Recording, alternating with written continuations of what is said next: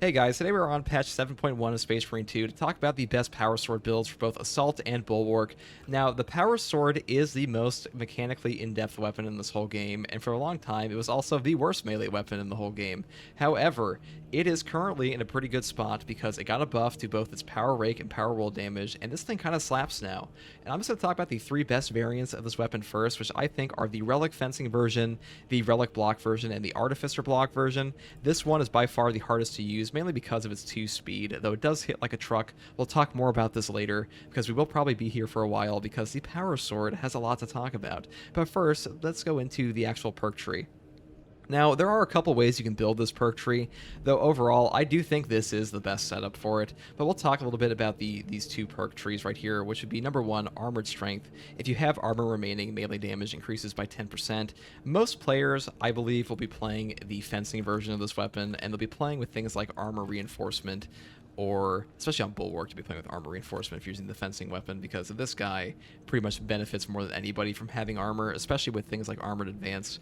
So really, you're pretty much gonna have the armor the entire time to get this 10% damage boost. And even if you don't, even if you do go like down here, I feel like this just isn't that optimal, mainly because Master of Offense, after switching combat style, you deal 20% more melee damage for 5 seconds, cooldown is 10 seconds. This is just way more valuable to us when we're trying to kill things than Master of Defenses, which is after switching combat style, you take 20% less range damage for 5 seconds, cooldown is 10 seconds. Range damage reduction isn't remotely as good as like standard damage reduction is in this game, and this is just a flat melee damage buff for us, and you're not really going to be swapping to your ranged weapon in the middle of this anyways. And usually if you're switching your stance, you're going in to hit something for the most part, so you're getting like immediate benefit. This one, you'd have to like switch in the middle of like combat while you're getting shot at, which can still be useful.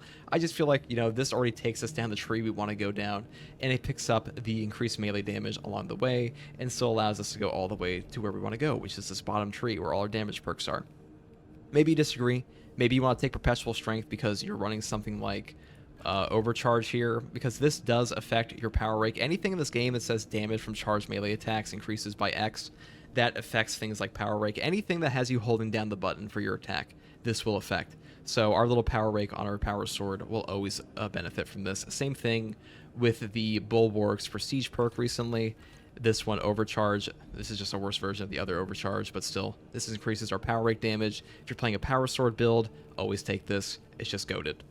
But, you know, I digress on that.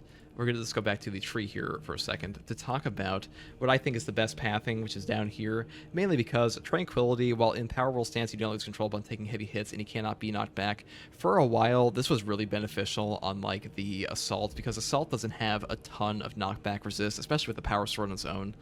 But now he does have the perk of Adrenaline Boost, which is after a perfectly timed parry, block, or dodge, you do not lose control upon taking heavy hits, and you cannot be knocked back for 10 seconds. This is like some of the best knockback resist in the whole game. Vanguard also has a perk identical to this, and in the case of Bulwark, Bulwark already usually uses Armored Advance, which is if you have armor remaining, you do not lose control upon taking heavy hits, and you cannot be knocked back. Knockback resist is super valuable in this game, and this perk is like one of the best versions of this, especially for a class that has like its own armor regen. But if you want to take something like emergency countermeasure and build like a shock build or something, you can definitely take like benefit from the knockback resist here and the knockback resist here, though overall we'll talk about this top tree in a second. But the main thing we want down here is the melee onslaught. This weapon deals 10% more melee damage, just because, you know, damage is damage. More damage is usually good in this game, especially for block weapons, especially like the Artificer version, but even the fencing weapon. Like this weapon's fencing version does quite a bit of damage for a fencing version, and the only reason the Relic one actually outdamages it is because of those block charges. But like overall, I really do think the power sword right now is probably the best fencing weapon in the game. So he really benefits from just like strict damage increases, especially with how fast you attack. Now these two perks here with Slashing Blade and Fencing Blade, I feel like these ones should just be like incorporated into the weapons like as a passive perk, because there's really no reason you're going to want these, and really anything that extends your combo length in this game is almost always useless, because unfortunately in Space Marine 2, whether or not you are playing fencing or blocking, you will usually be interrupted by an attack you have to parry or dodge, and either way that's going to interrupt your combo. So you don't really get your full combos off in this game almost ever. And like 3 is already more than enough, and like 4 is definitely enough to get like full benefit out of your momentum gain. Because we'll talk about this perk for a second. Each consecutive light attack increases light attack melee damage by 3% up to 30% for 3 seconds. On the Artificer block version, pretty much never take this because your weapon just attacks too slow, but on like fencing or relic versions, you can definitely go for this. I personally go down here because I think this pathing is just better, and I feel like melee onslaught does more initially for me, especially if I'm not already like in like active slashing on somebody and I'm just like trying to power rake from far away. Though momentum gain can come out to more damage overall if you set it up properly. Because that's really a choice you can make there. It's one of the only choices in this tree in my opinion, because the further we go down here, we have things like Cutting Edge. Power Rake deals 50% more melee damage. In my opinion, this is a must-take. This just makes our Power Rake that much better. And right now, Power Rake is like the best attack on this whole weapon for Majoris. So having 50% more melee damage on it is pretty huge. And the alternative is Reeling Blow. Enemies hit by Power Rake deal 40% less damage for 8 seconds. Cooldown is 15 seconds. This one has a cooldown. This one only lasts 8 seconds. I just don't think this one's giving us remotely as much benefit. And really, the damage reduction here is good, but you have to power rake the enemy first, and then like they're doing less damage to you when you could have just been killing them instead. So I've never really seen a huge benefit of this perk, especially considering that the Power Sword is already on classes that have a pretty easy time surviving with the Bulwark. Like Bulwark already just stacks damage reduction. Like he really doesn't need something like this. And for the Assault can benefit from that, but the Assault, if you're playing him, you really just want damage anyways. So pretty much all the time, Cutting Edge is better. Now, this final area here, I would just go for like all these perks because they're all good. Minotaur Slayer, melee damage against Minotaurus level enemies increases by 20%, excuse me. And this one just makes it so your fencing one will just shred Minotaurus hordes with the power style, and it won't just constantly knock them back, especially your power roll stance. You'll just one-shot them with power roll, especially now. And Extremis Slayer, again, more damage to Extremis. Majoris Slayer, more damage to Majoris. And then Terminus Slayer, more damage to Terminus. And the reason we don't take the contested health perks here, at least I don't, is because I don't really feel like these are all that beneficial on the Power Sword, because Power Sword just doesn't really have a great contested health recovery to begin with, and these only count for one style. I feel like these perks should be combined together, just like the chain swords. For like any heavy attack on him, it's just like an automatic 100% with swift recovery, and this is so much more effective at getting back your HP, because already in this game, heavy attacks in general just give you back more contested HP, because this game's contested HP system is kind of broken, to be honest, and like some weapons just do not benefit from it remotely as well as others. So really, I just feel like these are kind of wasted perk points, and we could just be taking damage. Maybe you like them. I have taken them in the past. Usually I think power style is better for this, because if you're playing a fencing weapon, you're usually going to be taking damage from like not a fencing weapon. If you're playing in like this game and you're taking like chip damage that the Power Sword could get you back, it's probably going to be from like a Majoris, or Majoris shooting you while you're slapping up Majoris, and that Minoris, which is why Power Style is better for that, because you're usually going to be in Power Style if you're smacking up a Minoris horde, in my experience. Now, so if you want to take these, you can. I just think they're a little wasted. I feel like they need to be buffed or combined together and then buffs as well. But overall, I think this is the best pathing. If you want to go down different pathing, you could do something like this. If you don't want, for whatever reason, you don't want to take Armored Strength, you don't want to take Master of Offense, you could do something like this and just go straight up here and then come across or come down, except for the Cutting Edge, and then just pick like these three, because Terminus Slayer really isn't that necessary, because your weapon already does pretty decent boss damage at Power Rake now. Even without this perk, this one does make it better. So this is another option if you just want to go for like momentum gain, or you could just go, go straight up instead, and then still get the Master of Offense, because I think momentum gain is like the biggest choice here, in my opinion. Anyways, that's all I have for the weapon perks here. What I want to talk about a little bit now would be like, what perks do we take with the Power Sword? So overall, like I mentioned before, Overcharge works with this, and really if you're on the good old Assault here, I would just stack damage on this thing, like just pure damage is all you want.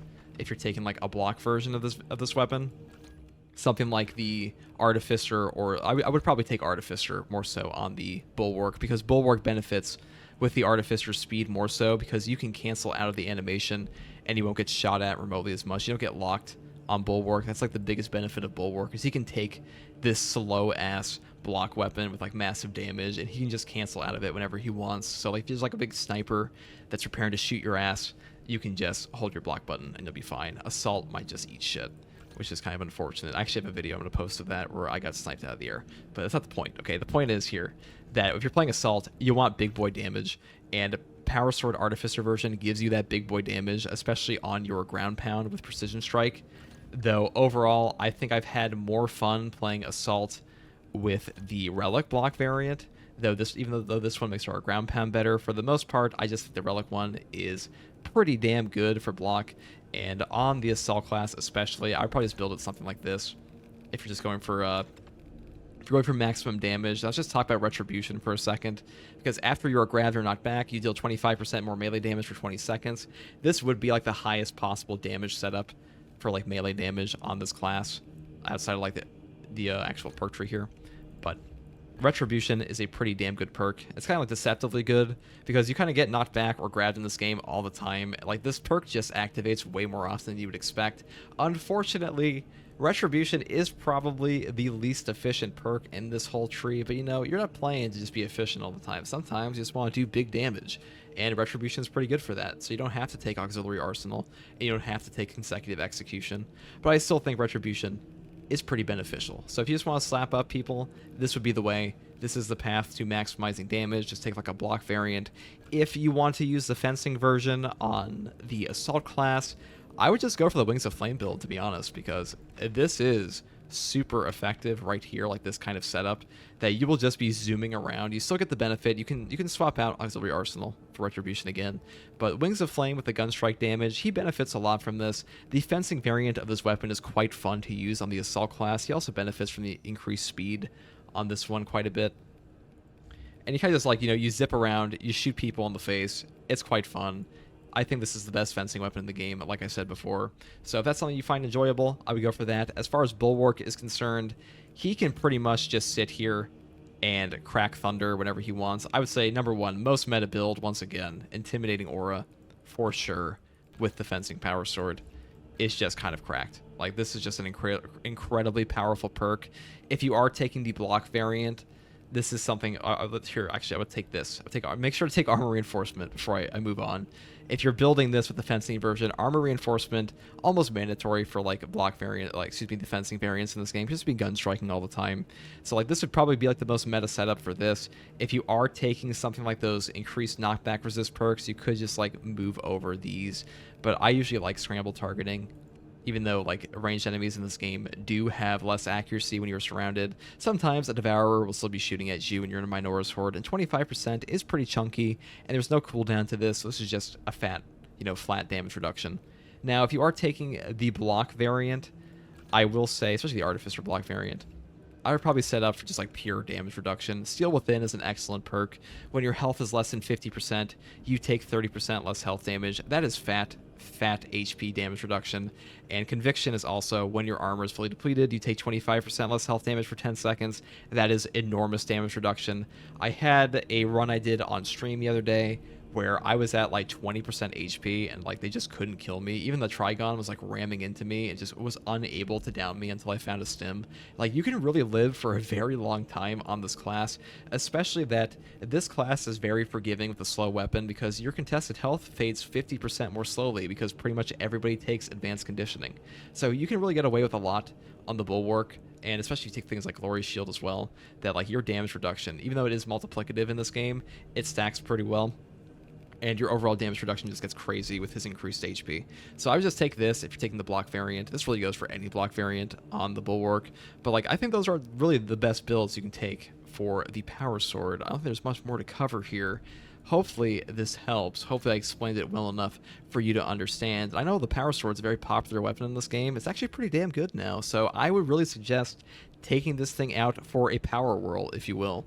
So if you like content like this, subscribe for more. And as always, thanks for watching. Peace.